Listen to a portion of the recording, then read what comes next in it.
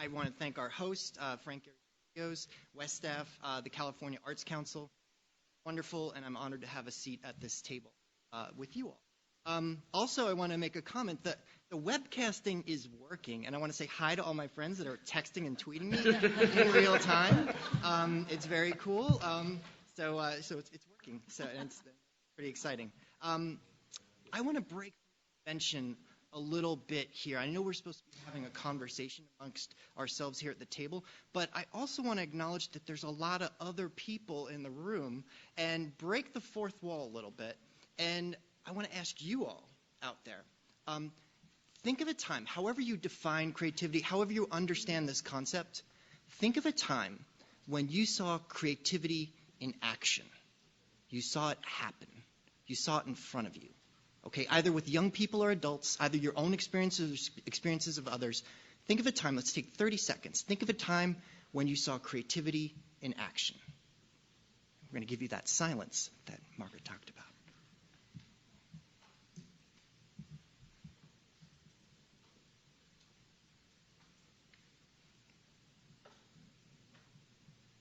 Okay, now that you have that vision in your mind, turn to the person next to you and describe what you saw.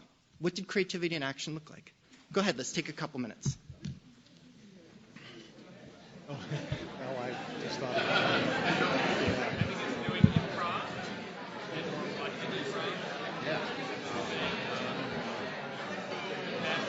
an imagination to be over and thrown at that unknown and create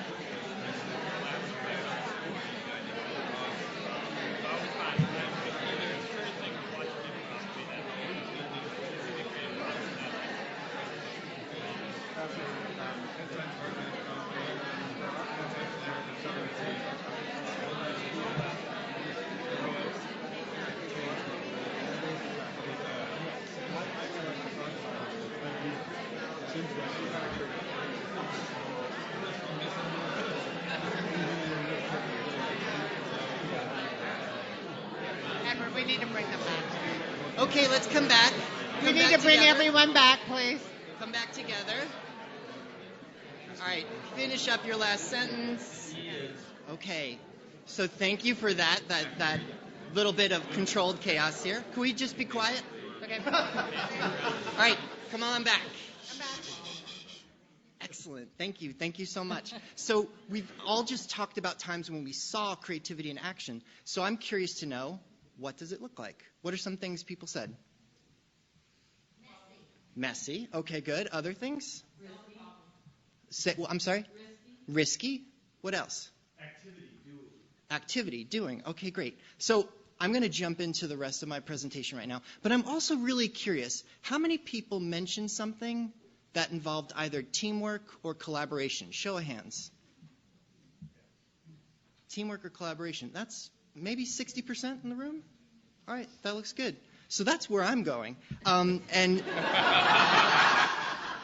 during the rest of my time, and I'm gonna read as well something that I prepared. But during the rest of my time, I'm going to try to make the case. I'm going to attempt to describe how I believe that creativity is not an individual capacity, but instead a distributed and a participatory process. Rather than attempt to develop educational structures that increase individual student creativity, I argue that it is more important to pursue an understanding of the unique learning that accrues to young people when they participate in the development of group-generated creative ideas. So here in the United States, we have a fond affection for our heroes, our valedictorians, our Oscar-winning actors, our Olympic medalists. Even when a sports team wins a national title, we're quick to look for the hero amongst heroes and to name that person the MVP. But if we take the time to parse out the work of the most accomplished amongst us, including our host, Frank Gehry, we'll quickly learn that no feat of excellence, and certainly no act of creativity, can take place in isolation. The same is true with learning and development. Project Zero research with preschool teachers in Reggio Emilia, Italy, has taught us that much, if not most, of the learning that goes on in and out of schools happens through the interactions of groups. Likewise, the famed psychologist Lev Vygotsky asserts that all learning and development is inherently social. Consistent with these perspectives, my research further suggests that creativity is not a solitary endeavor, but rather a socially distributed and a participatory process. But before digging further into my own research, I'm going to take a little history tour through creativity research history. So as many people around this table will know, in 1950, a psychometrician by the name of J.P. Guilford made a bold speech to the American Psychological Association. Within this speech, Guilford argued for the importance of creativity research, particularly as it related to education. Why is there so little apparent correlation between education and creative productiveness, he asked. Why do we not produce a larger number of creative geniuses than we do under supposedly enlightened modern educational practices? Speaking just before the dawn of the cognitive revolution, Guilford's 1950 address served as a prominent push towards understanding more about the elusive concept of creativity. But Guilford set the stage for creativity research in a complicated way. By defining creativity as a set of personality traits correlated with genius, Guilford promoted an understanding of the creative individual. As a result, creativity tests, such as the Torrance test for creative thinking, were established to measure cognitive activities that served as a proxy for individual creativity. And for decades, researchers and educators alike acted under the assumption that creativity was an innate individual capacity. But then the field of cognitive psychology took a curious turn. During the 1980s, the concept of distributed cognition came into play. This is the idea that cognition processes are not restricted to individuals, but rather distributed across social groups, technologies, and environments. Edwin Hutchins, a cognitive psychologist at UC San Diego, provides us with multiple examples of distributed cognition from his observations of aircraft and naval ship navigation. Hutchins concludes that human cognition is always situated within a complex social cultural world, and it cannot be unaffected by it. As the idea of distributed cognition increased in popularity, distributed, group, and collaborative understandings of creativity began to emerge. Today, it is common for creativity researchers to recognize that the myth of the individual creative genius no longer applies when creativity is understood as a socially distributed construct. So examples of distributed creativity are all around us. One of the core principles of design thinking, for instance, is that innovative solutions to the world's most complex problems can be developed by diverse groups of people working together through an iterative process of group ideation and rapid prototyping. The rising maker movement further promotes invention through the use of open source information sharing and learning from others within interdisciplinary environments that incorporate multiple tools and technologies. Throughout the internet, distributed creativity takes place amongst a variety of individuals who may never meet, such as amateur coders helping software developers refine beta versions of their products, online participants adding new plot lines, characters, and narratives to web-based role-playing games, or young people downloading and remixing content they find on interactive platforms such as YouTube and Scratch. As Dr. Rolling's recent book on swarm intelligence notes, collaborative innovation networks of self-motivated individuals prompt invention and innovation throughout the business, government, and social sectors. But despite the prominence of distributed creativity in theory and in practice, the educational sphere largely retains individual, traditional orientations towards creativity and the tests used to measure it. I believe that holding on to such individual and traditional understandings of creativity is detrimental to children in 4 ways. First, a focus on the creative individual sets up the potential for educators and administrators to determine that some students are more creative than others, or worse, that some students are creative and others are not. Such an approach to creativity development poses the risk of placing students into educational career tracks that may fail to capture their full potential. Second, as with IQ tests, individual-based creativity tests may instill within young people the sense that one's creativity is a fixed capacity. As a result, students may develop what psychologist Carol Dweck refers to as an anti-growth mindset that psychologically discourages them from participating in the development of creative ideas.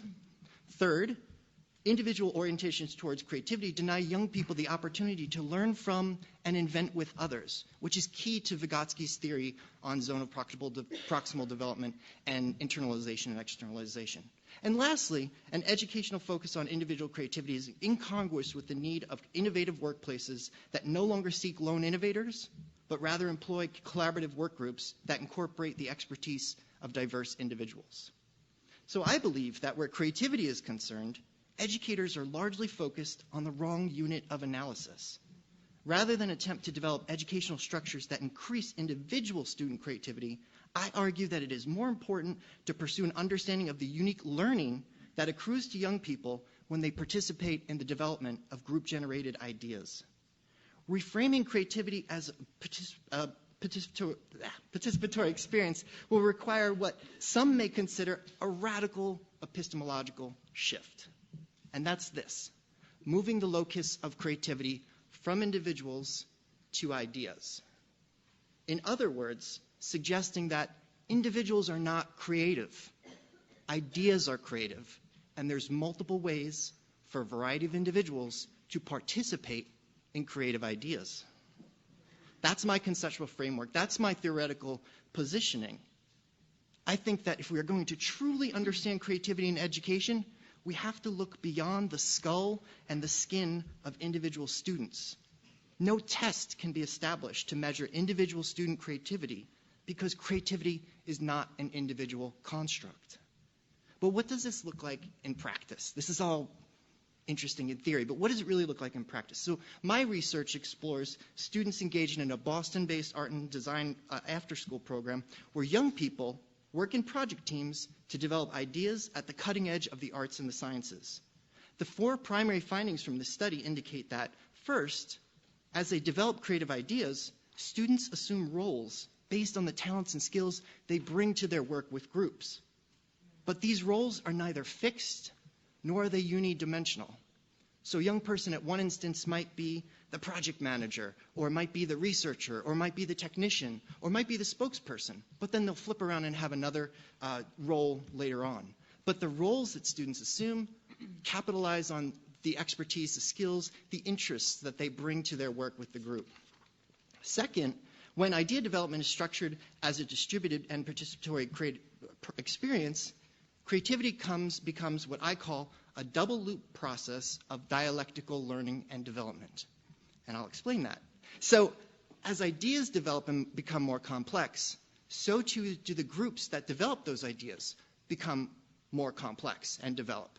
And then the individuals participating in those groups learn in that process. They learn from the idea, they learn from the group, and then it goes upwards in the same way. So individuals bringing more information and ideas to a group, the group learns from those people, and that informs the development of the idea in this reciprocal, what I call a double loop process.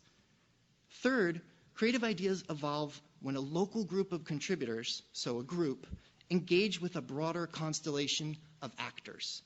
So we have learned from Csikszentmihalyi and Howard Gardner's work that creativity is domain specific. There is no general idea of creativity. So ideas are situated in domains. And in developing ideas, you come to know more about that domain. That's where that learning and knowledge takes place. And you engage with other actors who have either been contributors to that domain in the past or on the cutting edge of working in that domain in the present. And fourth, the creativity educator becomes a participant in student-generated project ideas and learns along with his or her students as a result. So it's not about just-in-case learning, where we give students a bunch of skills and expertise. It's more about just-in-time learning, because we can't know where students' ideas are going to go. But what we can do is facilitate those ideas and make connections for students as those ideas come up. So by reframing creativity as an educational experience students participate in, rather than something one either is or has, we can make participating in creativity accessible to all students. And then we can relieve the stress of fostering creativity within individuals that many educators now face. In turn, a participatory approach to creativity allows for the emergence of new pedagogical practices aimed at developing teaching and learning environments where creative ideas and the broad spectrum of individuals who participate in those ideas may flourish. Thank you.